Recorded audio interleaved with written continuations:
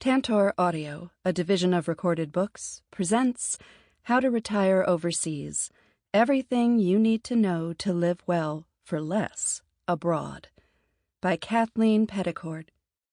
Narrated by Erin Deward. Forward to the new edition. As I write, my husband Leif and I have just completed our 4th international move.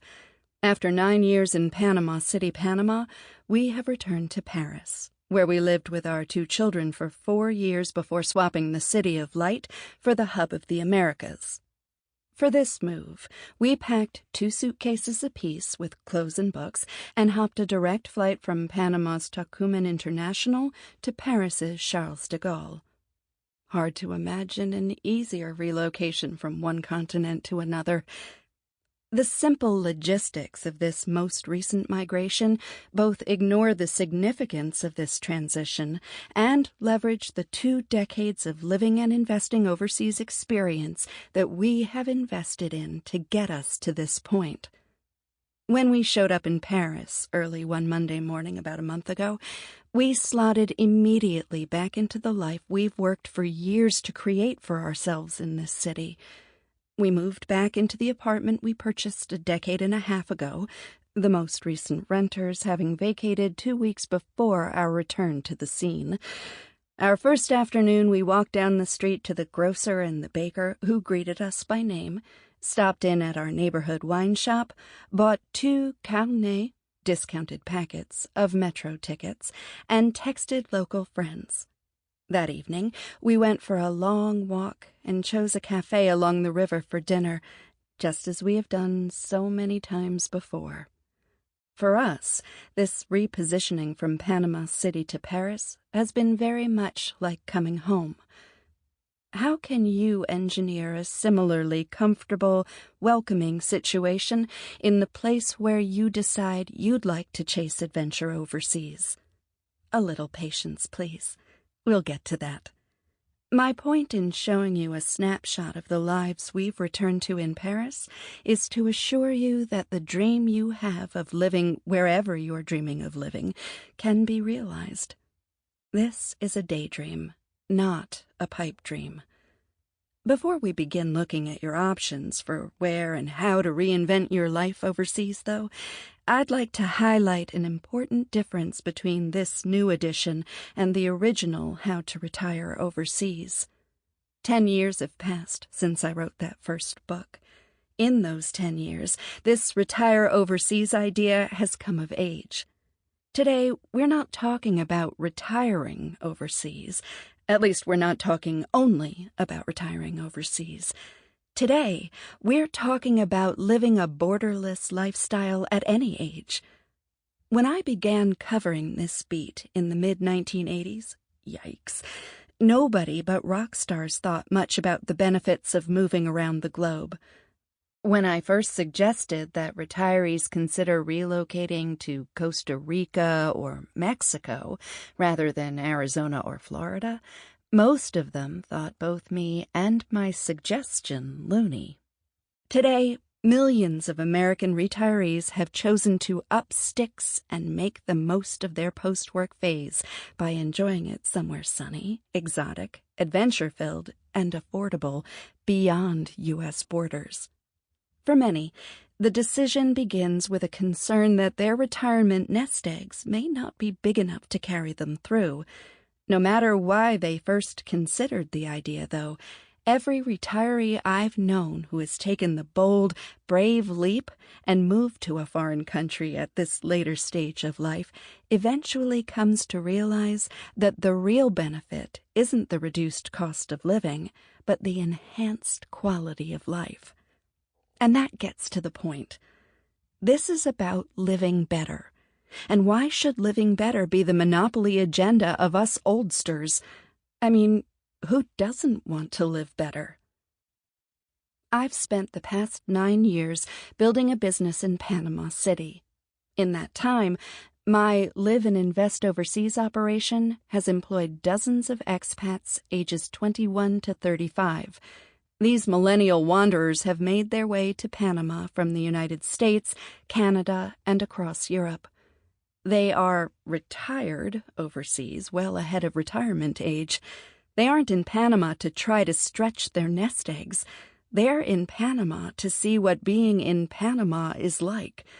They're moving around the world as curiosity and wanderlust dictate, and figuring out how to generate incomes as they go to fund their fun.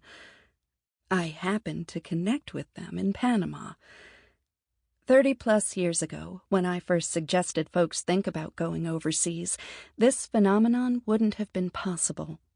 Then came the Internet. It and 21st century technology from iThings to WhatsApp mean that anyone of any age and under any circumstances can be anywhere he or she wants to be, and, by bringing to bear a little imagination and industry, find ways to make enough money to enjoy a comfortable lifestyle while in residence. Retire overseas has been my beat since the mid-1980s, but until this recent relocation from Panama City to Paris, it was never my personal agenda. I've been moving around the world, from Baltimore, Maryland, to Waterford, Ireland, then Paris and Panama, chasing not a relaxing lifestyle, a lower cost of living, or better weather, as retirees often do, but business and investment opportunity. Now, though, 2 decades later, Leif and I find ourselves at the stage when we can begin thinking about slowing down. The past 9 years in Panama City, we were noses to the grindstone, building a business and raising our son. Last month, we launched Jackson into his post-lycée life. He graduated from the French high school in Panama City and began looking ahead to a lifestyle of more travel, more discovery, and greater flexibility. "Hold down the fort," we said to our now trained and proven team in Panama City. Thanks to all that 21st century technology I mentioned, Leif and I know from experience that we can stay in day-to-day touch from Paris or wherever, and we'll work Panama into the schedule at least every 8 weeks or so, allowing regular time in the office. Thus, we launch what I'd say is the most significant turning point in our lives since we decided to take them global 20 years ago. Our long-term plan has long been to follow the seasons, moving around among 4 or 5 or more spots where we enjoy spending time and where we have established both a home base and a community connection, as we have done in Paris and Panama City. In addition, we have invested in the infrastructure of a life in Medellin, Colombia, Algarve, Portugal, Istria, Croatia, and Waterford, Ireland, where it all began. Maybe your daydream is nothing nearly as complicated. Whatever form your dreaming takes, I'm here to tell you, based on 2 decades of personal experience and 3 decades of focused attention, that it's not only possible to make that dream come true, but easier right now than it's ever been before in history, and easier all the time. If you could live anywhere, where would you most like to live? Don't have an answer for that question yet? Start here. If you could have any view from your bedroom window each morning, what would you most like it to be? You fill in that blank, and I'll do my best to help with the rest. Kathleen Peddicord, Paris, France, July 2017. Original Introduction. I made my first overseas move about 12 years ago. With the help of the international publishing company where I'd been working for more than 13 years, I relocated my family from Baltimore, Maryland to Waterford, Ireland. The morning we were to fly to Dublin to launch this grand adventure, my then 9-year-old daughter lay crying on her bed, holding her grandmother's hand and begging to be left behind. Between sobs, she'd mumble, "I'm an American. I belong in America." Ignoring her pleas, we loaded her into the SUV along with the 10 oversized suitcases we'd packed with all the worldly possessions we wanted to have with us upon our arrival on the Emerald Isle. I'd always wanted to live in Europe, So when the publishing company I worked for decided it wanted to open an office in Ireland, it was kismet. We were off for a new life in the auld sod. Fast forward 7 years, and we were packing again, this time for a move from Waterford to Paris, where my daughter had decided she wanted to spend a year studying abroad. Most recently, we moved from Paris to Panama, this time again for business. But I'm getting ahead of my story. I simply want to show that there are many good reasons to think about living or retiring in another country, reasons to do with a reduced, sometimes significantly, cost of living, with better weather, with a healthier lifestyle, with a lower tax bill, and with an enhanced quality of life. In some places around the world that I'll introduce you to in this book, in fact, you could dramatically reduce your cost of living while elevating your standard of living, affording little luxuries that are probably not possible to manage back home. A full-time maid, for example, a cook, a gardener, even a driver. The challenge as you begin preparing to launch a new life in a new country is to make sure that you're moving for your own reasons and that you understand what those reasons are in your own mind. At this early stage of your overseas retirement adventure, the most important thing is to be honest with yourself and, very important, with your significant other.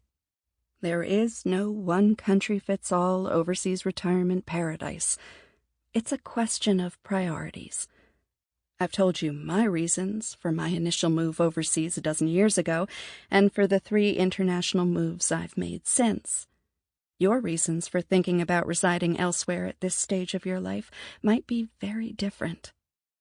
Retirees in the States right now face a serious dilemma.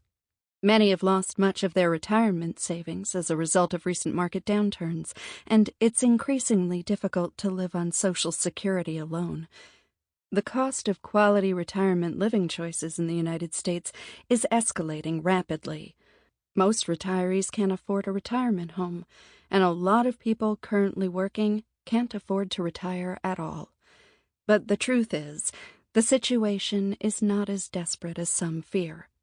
There are good options, which is my fundamental reason for writing this book. Economies collapse and then recover.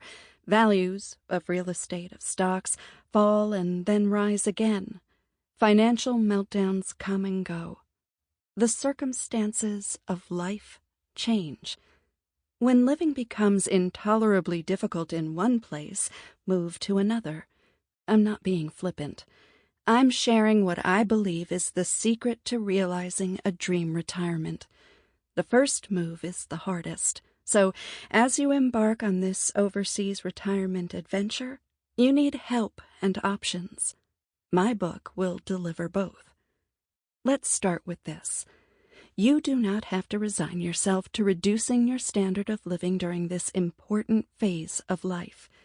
You do not have to plan for 2 or 3 decades of scraping by and making do. All you have to do is to think outside the box and beyond your own borders. Do that, and you discover opportunities for a completely new and improved life available for a bargain price. In places like Los Tablas, Panama, Mendoza, Argentina, and Languedoc, France, the concerns and struggles in the United States about the costs of living, housing, and health care seem far away. These, and the many other beautiful, safe, and often super affordable places I'll introduce you to in this book, offer alternatives, viable, appealing options for Americans at and nearing retirement age, trying to figure out how in the world they're going to make it in this phase of life.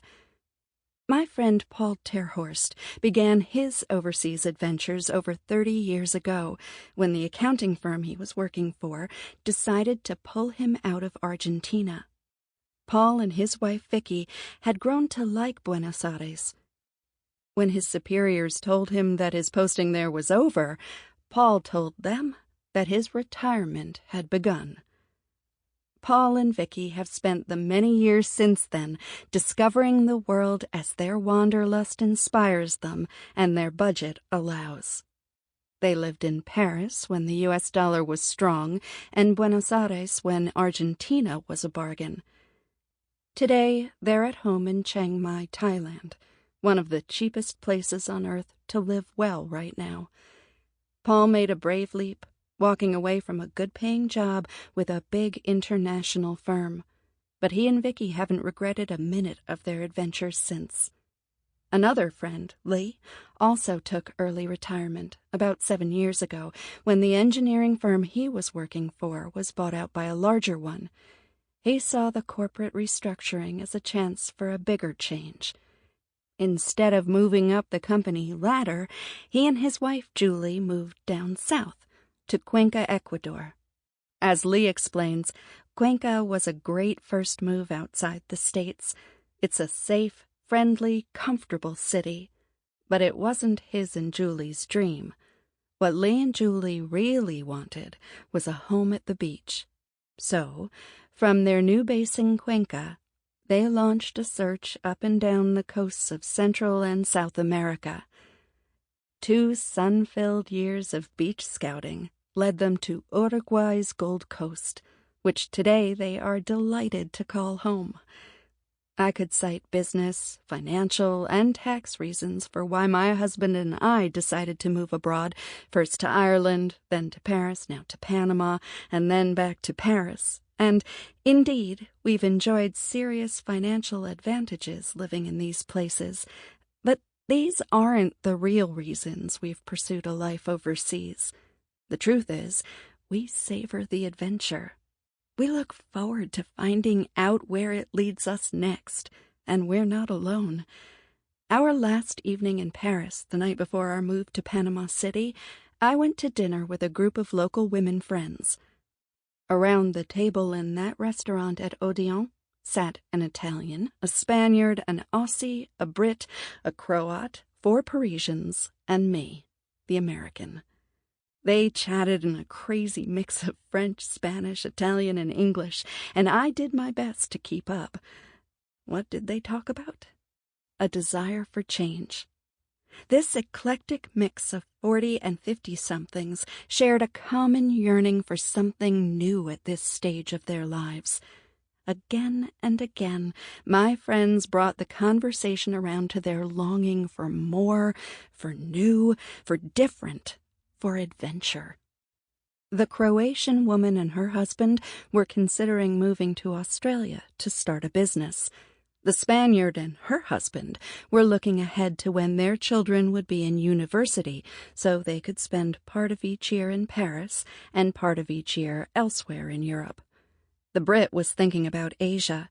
The Parisian women and their significant others had no idea where they wanted to go or what they wanted to do, but they had an itch to travel. All of us recognized that it's a big, interesting world, and we simply wanted to see a little more of it. The reasons for packing up and starting a new life in a new country are many. Some are urgent, a need to reduce the cost of living, for example. But retiring overseas isn't only about the money. This is about an opportunity to enrich your life and to reinvent yourself. The payoffs of a retirement overseas can be myriad, but so, in truth, are the challenges. This book will prepare you for the hurdles and frustrations involved in realizing your dream retirement in a foreign country, helping you minimize the hassles and maximize the adventure and the fun. The big question, of course, is where. Where should you think about spending your golden years? Next, I'll walk you through the critical thinking you need to do to make that decision. More than a country, you're choosing a way of life. To make that choice successfully, you want to understand all the options you're choosing among. The truth is, there is no best place in the world to retire, but there is a best place in the world for you to retire. Let's go find it. Kathleen Peddicord, Panama City, Panama, July 2009. Part 1.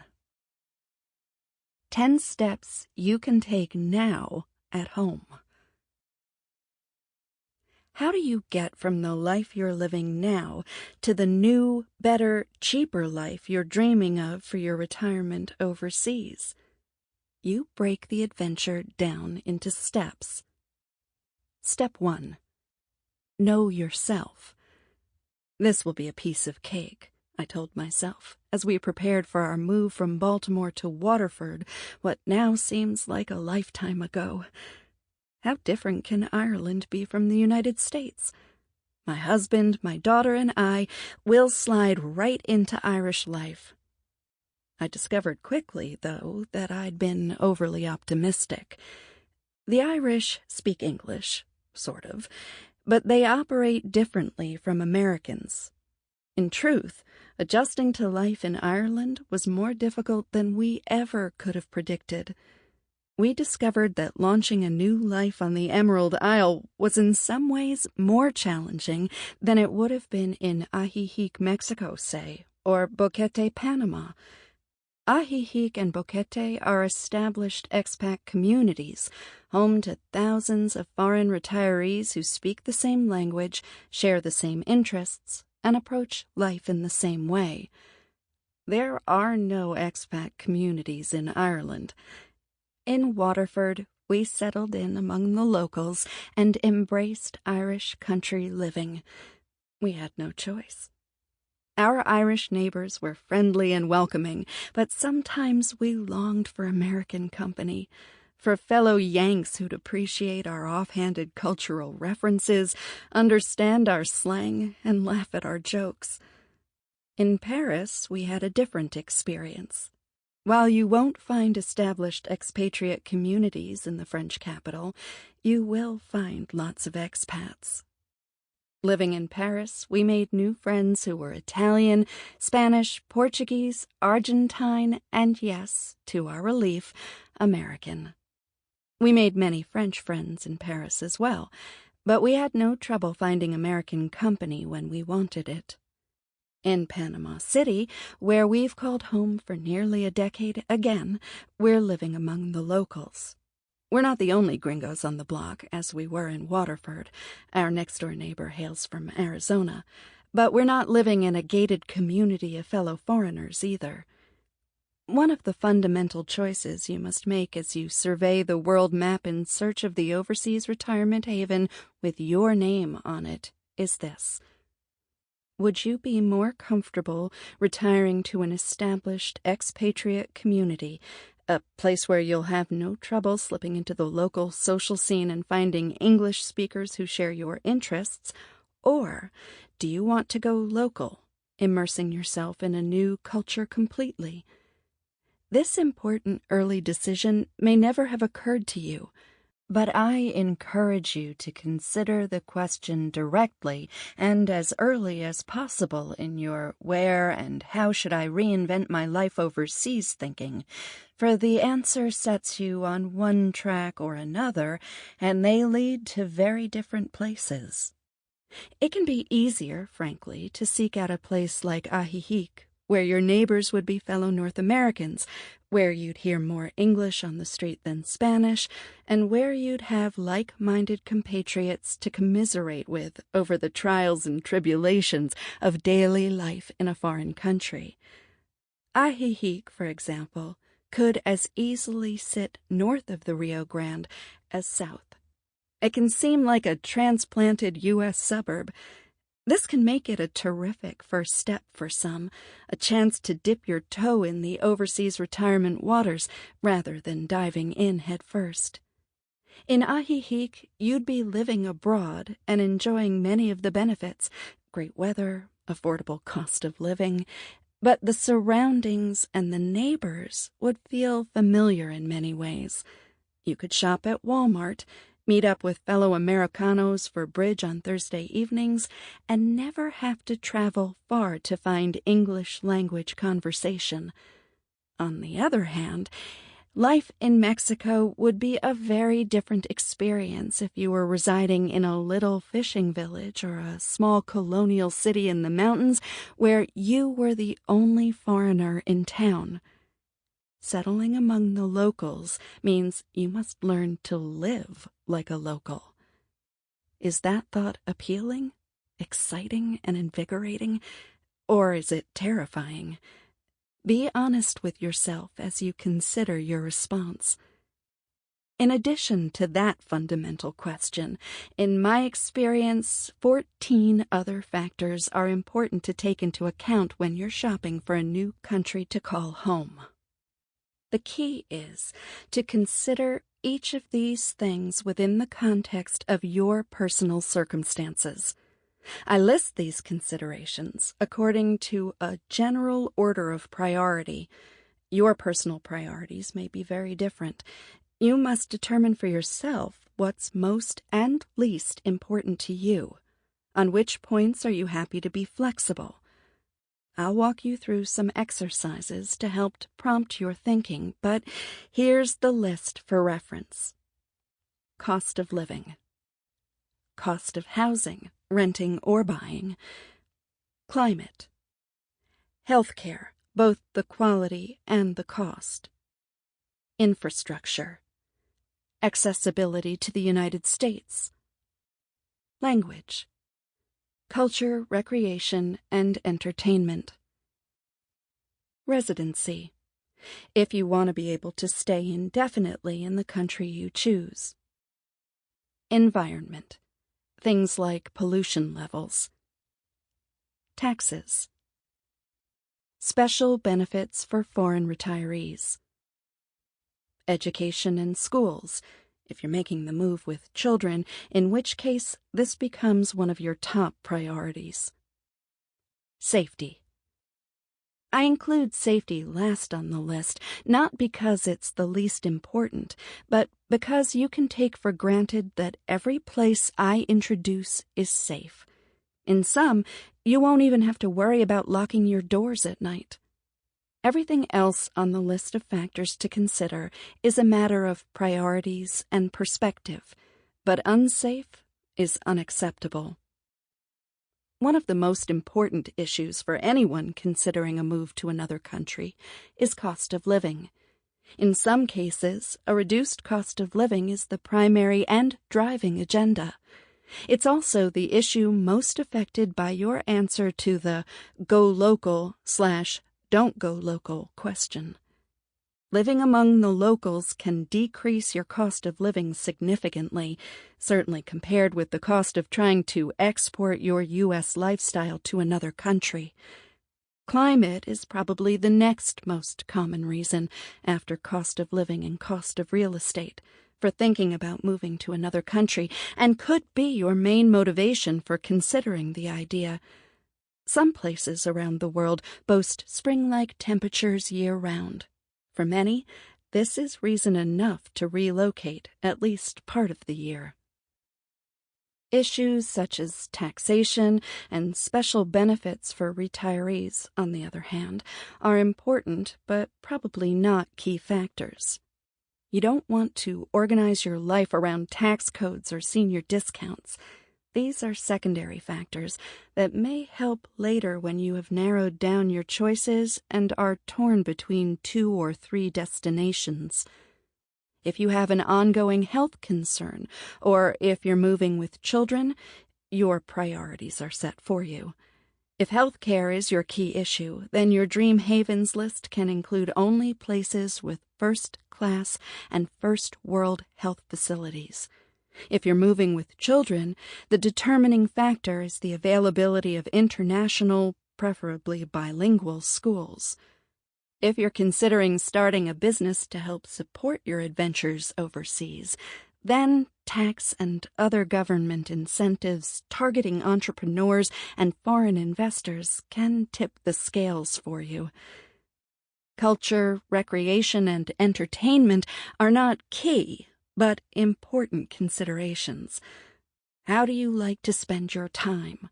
What diversions would you miss most if they disappeared from your life? Considering the issues on this list is perhaps the most important part of planning a new life abroad. Every decision should be made based... Sample complete. Ready to continue?